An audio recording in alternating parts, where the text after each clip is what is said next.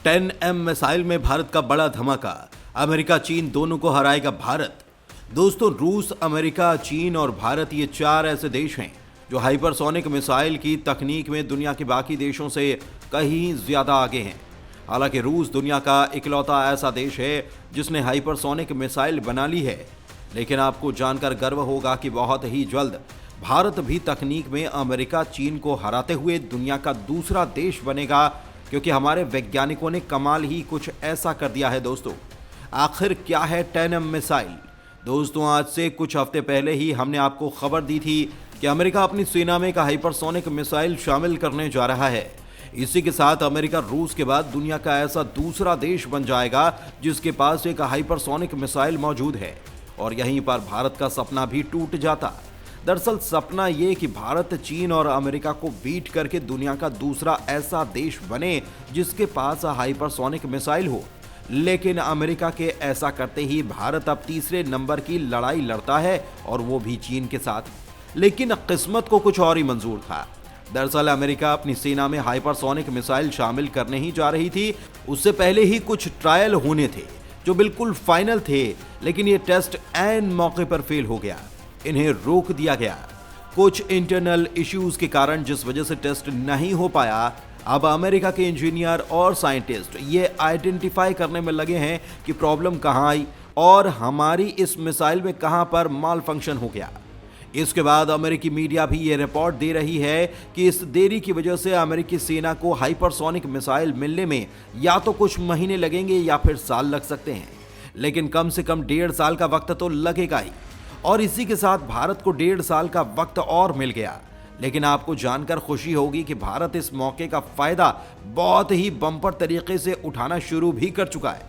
दरअसल आज खबर निकल कर आई कि भारत की जो पहली हाइपरसोनिक मिसाइल होगी, जिसे हम अपने प्रोजेक्ट धुआनी के अंदर डेवलप कर रहे हैं, वो 6 मैक स्पीड ऑलरेडी हासिल कर चुकी है।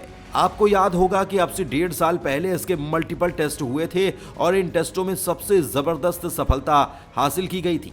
लेकिन आपको याद होगा तो दोस्तों, आपको यह भी बता दें कि पिछले लंबे समय से हमारे पास इस हाइपरसोनिक व्हीकल का एक भी टेस्ट नहीं हुआ, और सभी को इंतजार है कि हमारी हाइपरसोनिक मिसाइल का टेस्ट कब किया जाएगा। तो आपको जानकर खुशी होगी कि आज इसको लेकर बहुत बड़ी खबर सामने आई है। इस टेस्ट में देरी का कारण था रफ्तार। दरअसल भारत की जो नई हाइपरसोनिक मिसाइल होगी ये वेब राइडर्स कॉन्फ़िगरेशन के बेस पर होगी, और इसकी रफ्तार अभी तक डीआरडीओ करीबन 6 मैक तक, यानी कि आवाज की रफ्तार जो कि स्पीड ऑफ साउंड है उससे भी 6 गुना है। जबकि हाइपरसोनिक मिसाइल की पहली डिमांड यही है कि आपको रफ्तार 5 मैक के ऊपर पहुंचानी है, यानी कि उसे भारत पहले ही क्लियर कर चुका है। लेकिन डीआरडीओ चाहता है कि इसकी रफ्तार एकदम ऐसी रहे कि ये बूस्टेबल हो, यानी कि 10 मैक की रफ्तार, साउंड ऑफ स्पीड से 10 गुना ज्यादा इसकी रफ्तार हो, यानी कि दुनिया का कोई भी डिफेंस सिस्टम, कोई भी डिफेंस मैकेनिज्म ना तो इसे ट्रैक कर सके और ना ही इसे मार गिरा सके। एक तरीके से आप इसे इनविजिबल मिसाइल भी कह सकते हैं। इसीलिए डीआरडीओ इस कोशिश में लगा है कि किस तरीके से इसकी रफ्तार 6 मैक से बढ़ाकर 10 मैक तक पहुंचाई जाए, और इसीलिए इसके लिए एक नया थर्मल सिस्टम भी डिजाइन किया जा रहा है, उसे डेवलप किया जा रहा है, और इसी के साथ साथ इसके लिए एक नया गाइडेंस सिस्टम भी बनाया जा रहा है। गाइडेंस सिस्टम मतलब इस मिसाइल को टारगेट तक रास्ता दिखाने वाला सिस्टम, ताकि सही तरीके से हम इसे टारगेट तक पहुंचा पाएं, क्योंकि सिर्फ रफ्तार ही सब कुछ नहीं होगी। दोस्तों, लक्ष्य पर हिट करने की आपकी जो क्षमता है एकदम एक्यूरेट होनी चाहिए, क्योंकि अगर ऐसा नहीं होता तो यकीन मानिए हाइपरसोनिक मिसाइल बिना किसी वॉरहेड के, बिना किसी परमाणु पेलोड के भी इतनी तबाही मचा सकती है जितना एक छोटा सा परमाणु बम, क्योंकि इसकी रफ्तार इतनी ज्यादा होती है कि जब ये अपने टारगेट से टकराएगी तो उस धुएं की वजह से इतनी डिस्ट्रक्शन होगी कि आप उसका अंदाजा भी नहीं लगा सकते। इसीलिए इसकी जो एक्यूरेसी है, यानी कि टारगेट अगर आपने चीन पर सेट किया तो चीन के उसी शहर या फिर उसी मिलिट्री कंपाउंड में गिरने चाहिए, वो किसी दूसरी जगह पर न गिरने पाए, वरना किसी दूसरी जगह पर भयानक तबाही मच सकती है। इसीलिए नया बेटर गाइडेंस सिस्टम इंडिया का डीआरडीओ बना रहा है, क्योंकि आप खुद ही सोचिए कि स्पीड लगभग दोगुना करने जा रहा है डीआरडीओ। ऐसे में उस भयानक रफ्तार को हैंडल करना, उसे सही गाइडेंस देना, ये हद से ज्यादा जरूरी है, क्योंकि आपने सुना ही होगा कि the great power come with great responsibility. लेकिन बात सिर्फ यहीं तक सीमित नहीं है दोस्तों। दरअसल इस रफ्तार पर मैनुअल भी करना पड़ता है, क्योंकि अगर इसके रास्ते में कहीं डिफेंस सिस्टम आ गया तो उसे बचने के लिए ये अपना रास्ता बदल भी सकती है। और हाइपरसोनिक मिसाइलों की ये सबसे बड़ी खूबी होती है जो उन्हें इनविजिबल बनाती हैं, यानी कि अजेय मिसाइल जिन्हें कोई हरा नहीं सकता। और इसीलिए डीआरडीओ एक नए टाइप का कंट्रोल सिस्टम भी डेवलप कर रहा है ताकि ये सही तरीके से मैन्युअल करके डिफेंस सिस्टम को चकमा दे सके और दुश्मन के एडवांस से एडवांस डिफेंस सिस्टम को तोड़कर उसके सुरक्षा कवच में घुसकर उसके ही घर में भयानक तबाही मचा सके। लेकिन अब सबसे बड़ा सवाल उठता है रेंज। आखिर इसकी रेंज क्या होगी, कहां तक मार कर सकेगी? तो भारत ने जब अपने पहले हाइपरसोनिक मिसाइल का टेस्ट किया था तो इसने 26 सेकंड के अंदर ही 700 किलोमीटर की दूरी तय कर ली थी।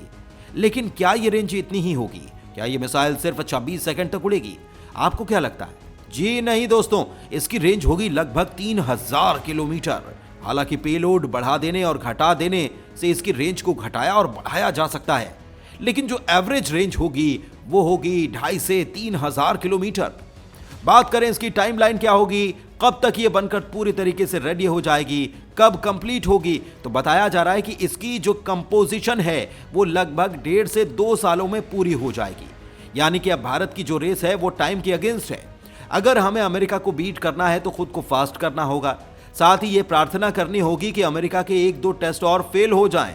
हमारे पास पूरा मौका है अमेरिका को बीट करने का। वही बात चीन की करें तो चीन पिछले 7 सालों से हर साल दावा करता है कि इस साल उसने फाइनली हाइपरसोनिक मिसाइल का सफल टेस्ट कर लिया है, फिर अगले साल फिर यही बात दोहराता है। लेकिन आज तक का इतिहास है कि चीन ने कभी भी या कोई भी सबूत नहीं दिया कि उसने हाइपरसोनिक मिसाइल का टेस्ट सफलतापूर्वक कर लिया है।